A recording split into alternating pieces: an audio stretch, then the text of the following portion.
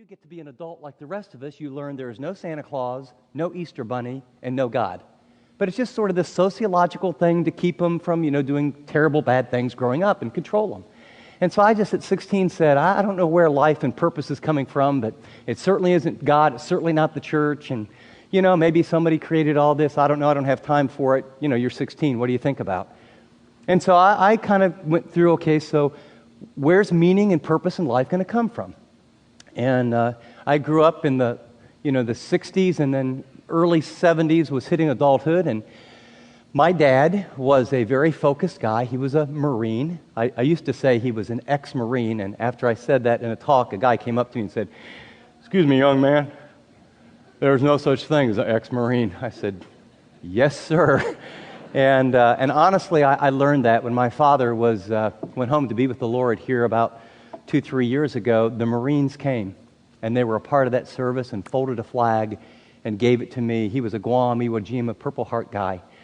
But my dad had this very strong, if he said it, you just didn't mess with him.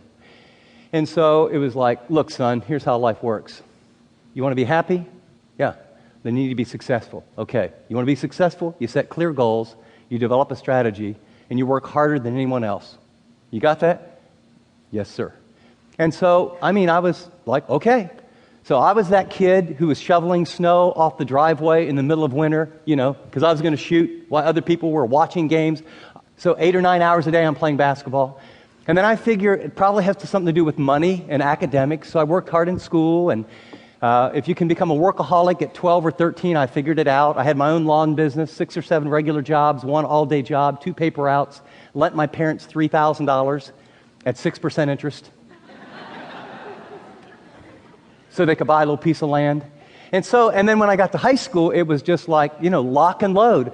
Okay, you want to academically be here, you got to date a cute cheerleader, get a scholarship to college, be all this and all that. Now, I didn't get it all done, but basically, when I got to be a senior, had all those little check marks, and, high school's not a really big fish pond, but when you're in it, you think it's pretty big stuff.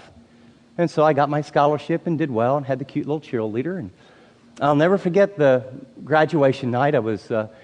I don't know why, I can never remember why, but we were in this apartment and it was completely empty. It didn't have any furniture. And there's 30 or 40 of us sitting in a circle, this is the 70s, okay, passing a joint around and reminiscing. And I didn't inhale, that's a joke for some of you that remember years back. I not only didn't inhale, when you're on a basketball scholarship and you're my size and as skinny as I am, you can't put anything in your body that's going to hurt you. I'm thinking, so I just pass it on. And so no religious conviction. And I just thought, you know what? Everyone's bigger, stronger, and can jump higher than me. I better not mess myself up. And so this gal turns to me that was a good friend. She goes, "Chip, you must be really happy tonight." And I said, "Why?" And she started to peel off this cute little girlfriend, and, you did well in school and got the scholarship. And I had this emotion of the most empty feeling at 18 I'd ever experienced in my life. And I realized someone just shattered my little box. It was, wait a second, happiness is by success. Success is you do this, this, this, this. I followed the plan, and I just felt this so this is it? And what's bad is I didn't even celebrate. I didn't even recognize that I'd sort of hit the goals.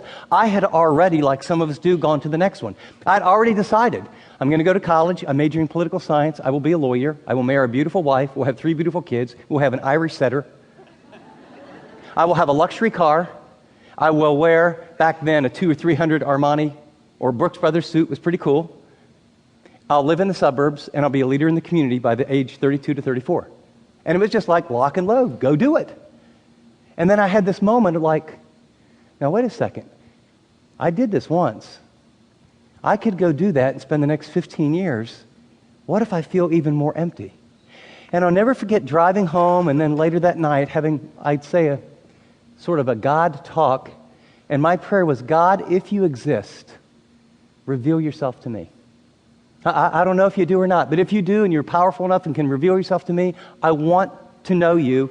And if there's a purpose in life, I'd like to know what it is. A week later, a coach paid my way to a fellowship, a Christian athletes camp, and it was actually a scary experience. I walked in, I got a t-shirt, this little easy-to-read Bible.